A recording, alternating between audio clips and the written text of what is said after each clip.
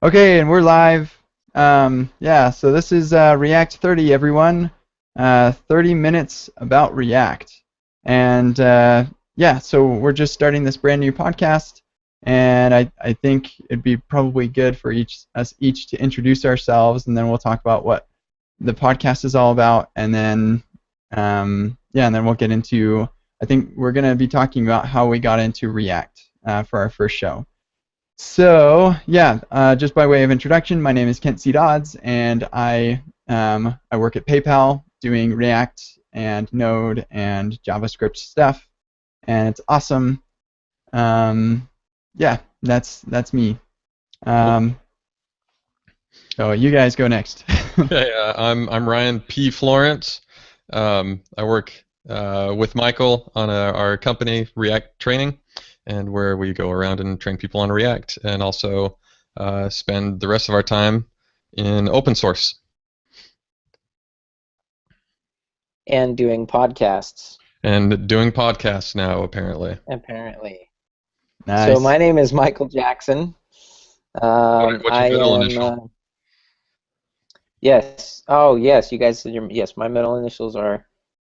My name is Michael J. I. Jackson.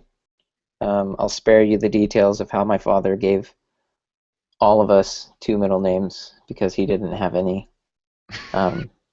You always want your kids to be, better off than you, or maybe that was his way of doing it. Anyway, so that's me. I write a lot of code, and more recently I've been running this training business with Ryan, doing React, and yeah, writing a lot of React code. So super excited about this. Oh, so Kent, when you opened up the podcast, you omitted our tagline, which Oh, is you're right.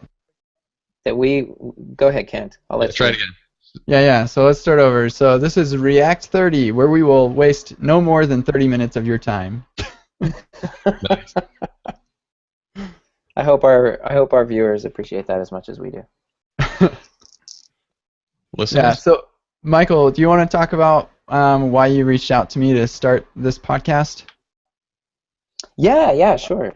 So I'm actually really, really excited about doing this podcast.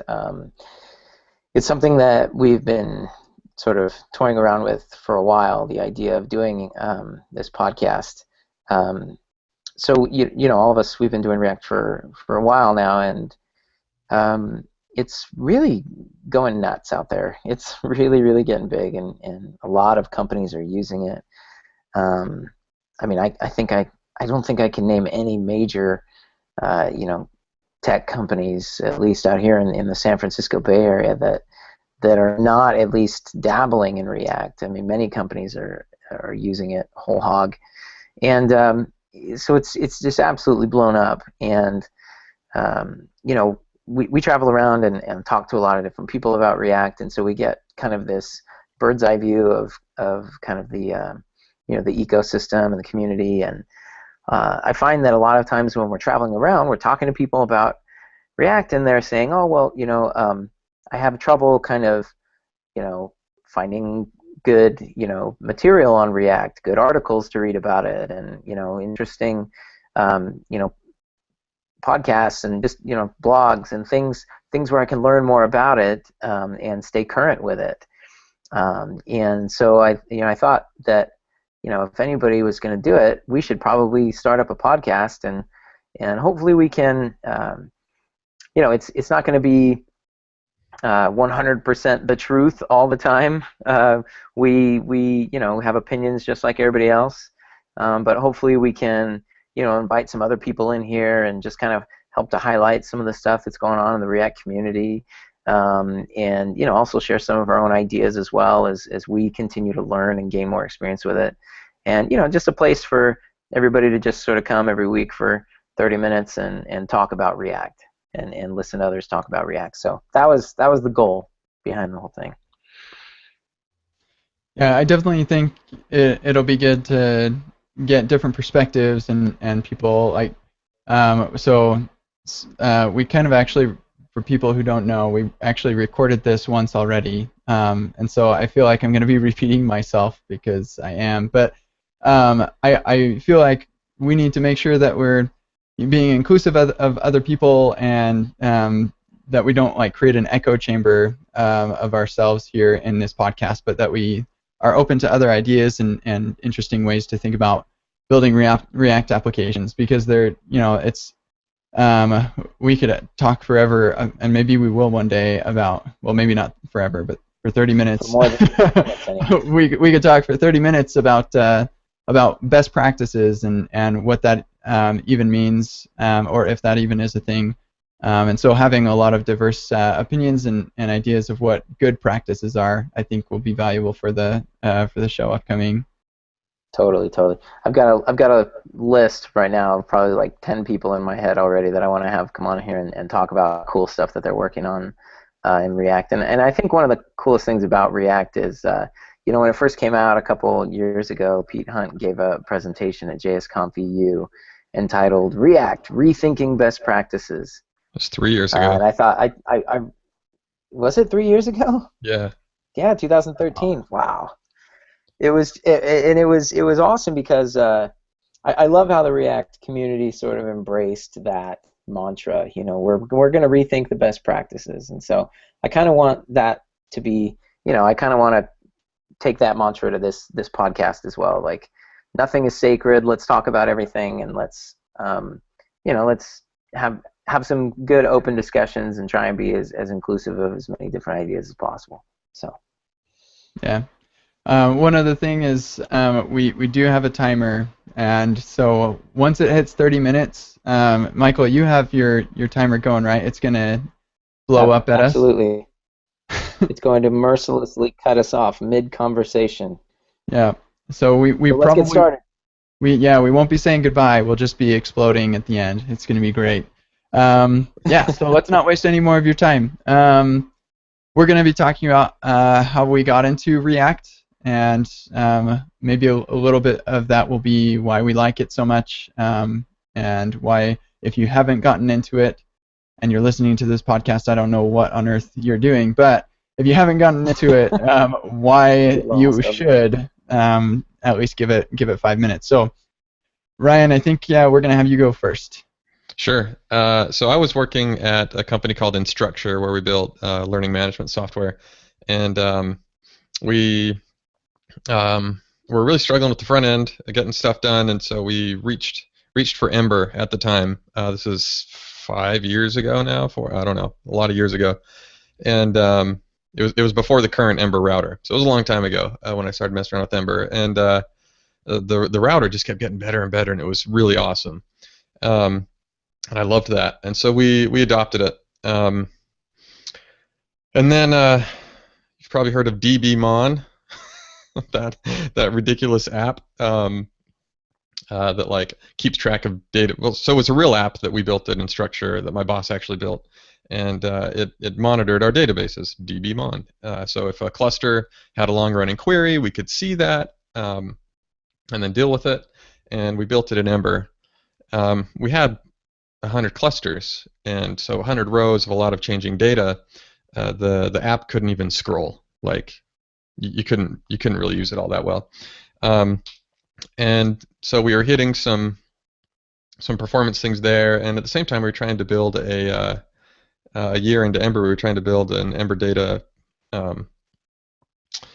guess, adapter on top of our API, and just really struggling with that. Hired some Ember data core devs to help us out with it, and we just ended up with a whole bunch of code that basically just overrode everything inside of Ember data at the time to work with our API. And I was like, well, what are we doing with this? And it just got me thinking, why is this hard? And a lot of our developers were having a hard time shipping with Ember 2, and it was really heartbreaking for me because I was having a lot of fun with Ember. And then I submitted a talk to JSConf about Ember, Angular, and Backbone called Embular Bone. And then they, 2 weeks before the conference, sent me an email saying, hey, why don't you also talk about React and Polymer? And the talks are only 25 minutes there, so I had 5 minutes per per framework, basically. And so renamed the talk Embular Bone. And this is the first time I really gave React a chance. A year earlier, when it was released as open source, within like 10 minutes, I just redid everything in Ember from the homepage of React. And I was like, hey, I reacted to Ember. And I remember tweeting to Sebastian and Christoph, two people that work at Facebook on React. And I said, it looks like it's just ember.view, but with like this weird HTML syntax inside. What am I missing? Um, and so then I ignored it a year. So fast forward back to my JS Comp talk where I actually messed with it, and within an hour of writing React, I was just sold on it. I'd been struggling trying to figure out why was data so hard for us in Ember, and I kind of came to the realization that it's because this view layer wanted the exact same objects the next render as it got the previous render. And so I had to end up like messing around with these objects and keeping track of their state over time to get decent rendering performance. And Ember has since gotten much better in that regard through influence of React. So I don't mean to trash on Ember or anything. But back then, that's how it worked, and had some performance issues. So that's what kind of got me first interested in it. But after playing with it, I just kind of realized there was a whole lot more here than speed. And as we've seen, there's a bunch of libraries way faster than React now. It's not really about being the fastest. It's about being fast enough. So yeah, after an hour, I loved it, and then for the next 2 hours, I tried to build a router with it because I couldn't find a router out there that I liked, and I loved Ember's router, and I knew that I couldn't sell my team on React without something at least half as good as Ember's router. And so that's the beginning of React Router. From there, other people on my team were messing around with React, and pretty soon kind of everyone was saying, hey, when do we get to use this at work? And so we started using it at work and just started shipping like crazy. I can't explain exactly why. All I know is that the whole team was just on fire with React and shipping code with it. And so after seeing that, I was just really happy with it. Oh no, Ryan. Am I gone? Am I back? Are you? Yeah, you're back. Okay, sorry about that. I saw you the whole time, Ryan. It was me. Yeah, so that's how I got into it, and just had a blast with it. So everyone else having a blast with it, and I keep on learning. Normally, I carry along with me like this little trinket full of misgivings about the tech that I'm using. It's good until you do this, or it's fast unless you do that. These use cases aren't good for it. These ones are. But I threw every hard problem I had ever experienced in UI development at React, like testing drag and drop from the desktop into the browser, and how do you write a unit test for that? I threw those kinds of problems at it, and every time I was able to stick to the public API without having to go and write like code that isn't in the docs to make things happen for my tests or any other interesting use case. And yeah, all that like just gave me the confidence to propose it to my team, and yeah, I've been having fun and learning since, and I've still really got nothing in my little trinket full of misgivings. I'm still learning and still having a blast with it. So how did your team treat you after you said, hey, everybody, we're switching JavaScript frameworks again? Yeah, exactly.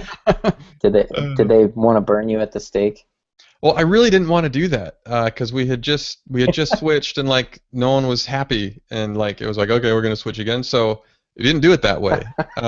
We had a hackathon coming up for our company, where a week we get to work on whatever we want, and a lot of people were already doing a React, and so they're going to do it anyway. I went to a few other people and said, why don't you try React for your Hack Week project? And everybody came back unanimously saying, this is awesome. When can we use it at work? So I was able to, or I didn't do anything. It was everyone else's decision. Boy, and it's hard to beat like developer productivity as a feature of a framework, right? Like they, like you said, they just started shipping and shipping and shipping with React, and like yeah, you can't really argue with that, right? Yeah. Yeah. The technical reasons I didn't know why. All I knew is that's what was happening. Yeah, it's cool. Michael. Probably one of the most interesting conversations I've had with the team at Facebook that develops React is they talk about kind of what it's like to work at Facebook. Obviously, you have thousands and thousands of engineers. So, at some companies, when the team is small enough, you can sort of mandate, we are using X, right? We are going to use Angular, or we are going to use React on this project. It just doesn't fly at Facebook, right? Because you have so many different people, and if you tried to mandate stuff like that, I'd imagine, and they're smart people too, so they don't, like to work in an environment where they don't, they can't be creative, and sort of make decisions around what technology to use. So anyway, I was talking to some people on the React core team, and I remember they were telling me, we're like building a product. Our product is React, and our customers are other people in Facebook who are building Facebook. And if it's good, then they'll like it and they'll use it, and if it's not, then they won't. And that was really kind of an eye-opening conversation to me, right? And that's been we've seen a similar sort of story, I guess, of adoption at other companies that have adopted React. There still are companies that sort of mandate, the technology from the top down and say, here's what you're going to use. But for the most part, a lot of the companies that we see using React are just using it because that's what the engineers are happy using. They have fun with it, and so they want to use it. And you can't really blame them for that. Yeah, totally. Cool, Michael. We've got I think 13 minutes left, so you're up. Yeah. Sorry for the tangent. We're on a clock here. I gotta talk. So, I was coming to React around the same time that Ryan was. I think probably shortly after he gave his talk at JSConf. I unfortunately seen the talk, but I was heads down on my own project at the time. I was building a chat app. I was actually part of the Y Combinator batch of summer 2013, and we were building a chat app that was supposed to compete with kind of like a Slack kind of app, a chat app for teams. I was working on that, and I was building it. I was actually using Ember at the time, I just ran into some problems. I just wasn't able to get the app to the point where I felt comfortable shipping it.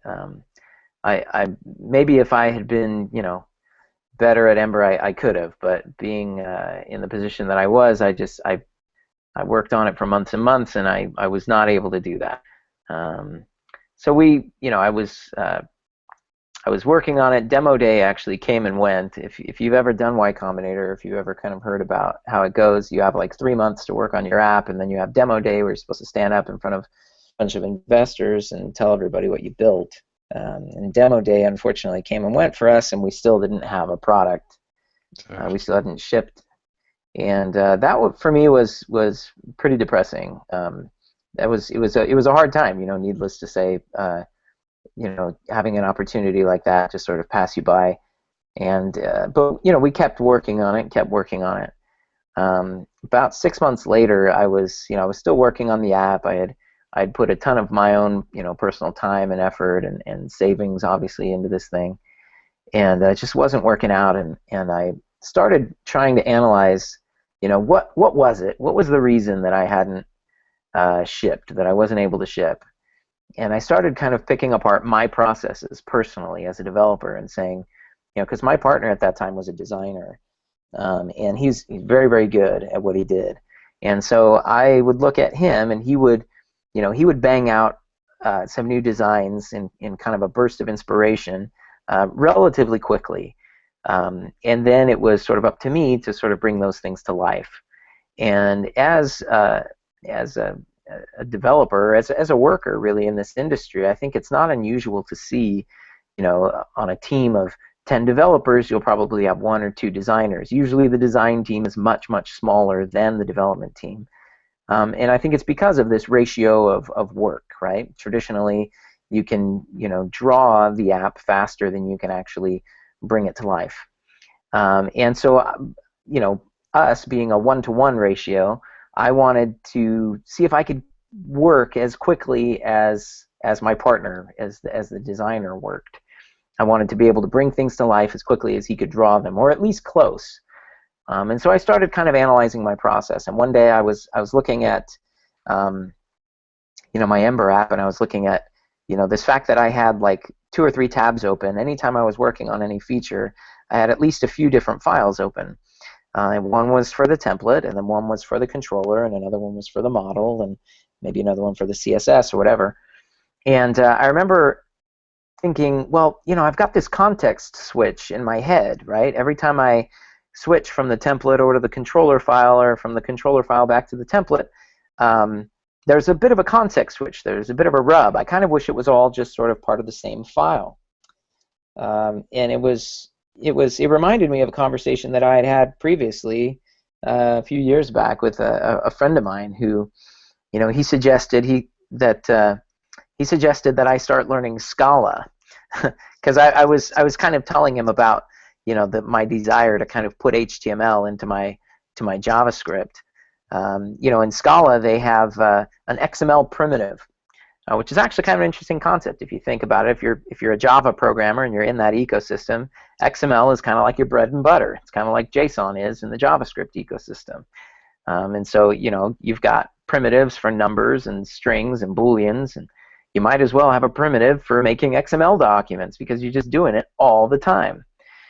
And so when I saw the JSX demos that were on the React website, for me it was kind of a revelation. Now I didn't have multiple files open at one time to work on the same feature. I just had one JavaScript file, and I could put the markup and the behavior sort of in the same file, so I didn't ever have that context switch ever again.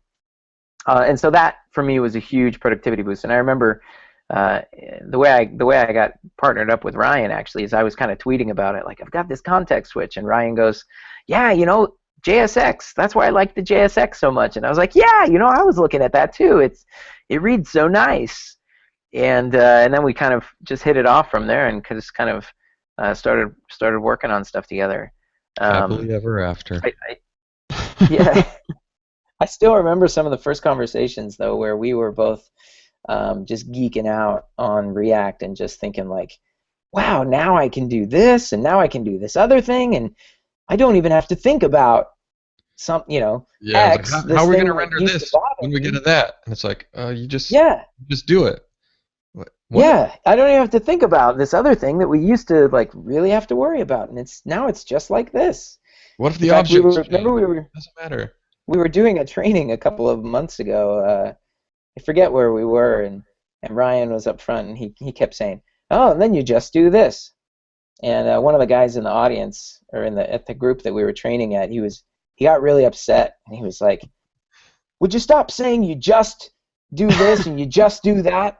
Because there's no just here. There's like, this is programming, this is hard stuff, and it just comes so naturally to you, when you say, hey, well, yeah, a React component is just kind of like a function. Oops, sorry, I shouldn't have said just. It is, for the rest of that training, we had to stop saying the word just. But anyway, I've taken way too much time. But that's how I came to React, and then built the router with Ryan, and now we got this training business. So yeah, he had a valid point. Please.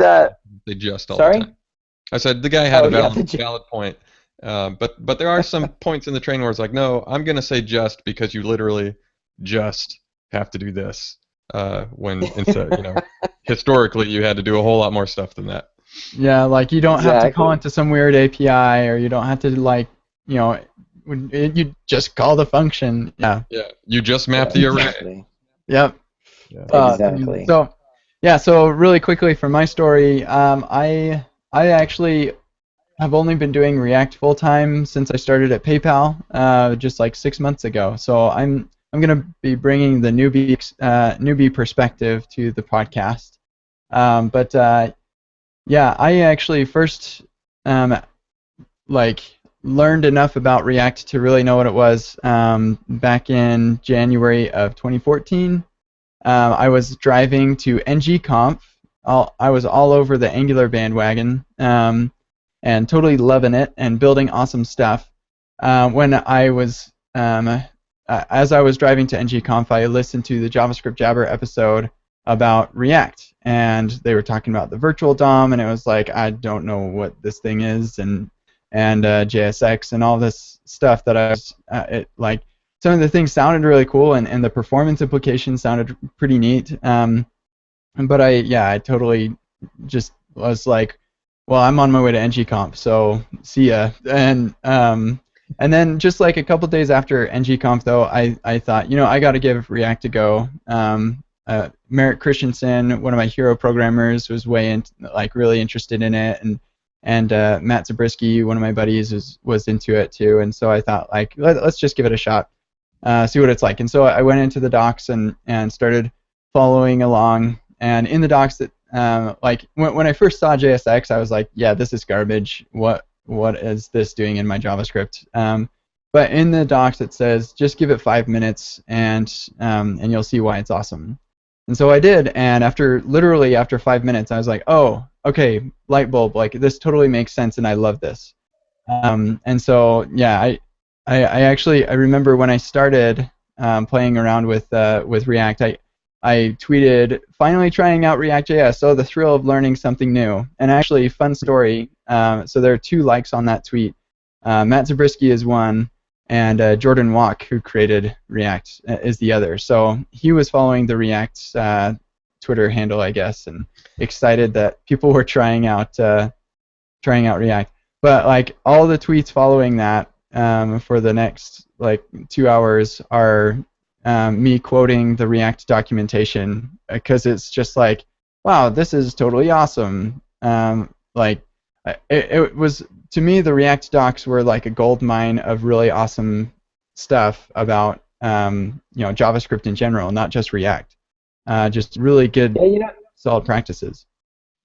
You mentioned Jordan. I've been impressed with that guy. He keeps his ear to the ground, like he definitely knows like what's going on. He's interested with people in the community who are using React, and how they're using it and new things that are going on.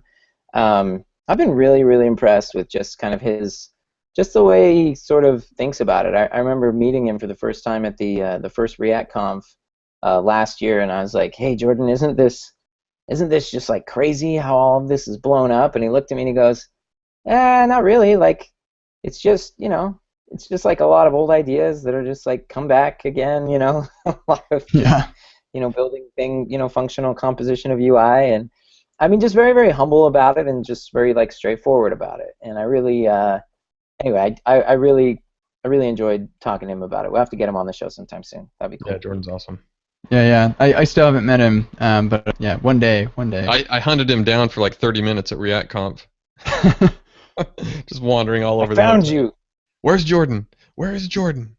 Yeah. So anyway, just to wrap up my story, so for the next year and a half, I was just envious of everybody who was building stuff with React, but still loving my Angular. Working jobs and making money doing Angular stuff, and totally loving it. But like the thing is, working with React, even on little side projects, made me a better Angular developer, because React teaches you JavaScript, and I think that's the real takeaway. Is I was doing Angular, and I was making money and shipping stuff and having a great time in that community, but like I wasn't afraid to try out something new, something different, and it made me better by doing that. And so, like I guess if I were to give a pro tip to people, it's don't be afraid to try different things, and like don't be afraid to, like, just because something is different doesn't mean that it's wrong or bad or not good. So and like even now, I totally love React. But I'm still interested in what's going on in RxJS with Cycle and Elm, and Angular 2 is really interesting. So yeah, I just would recommend that people check out those others, because I think that's important. So yeah. I think that was it for me, and I think we're up. So what are we going to talk about next week or next time? I don't know, but I'm waiting for Michael's alarm to go off because I have a timer in front of me. It says 3 minutes and 10 seconds. No, we still have 3, 2, Oh, 1. Okay, see you guys next week. Oh my gosh.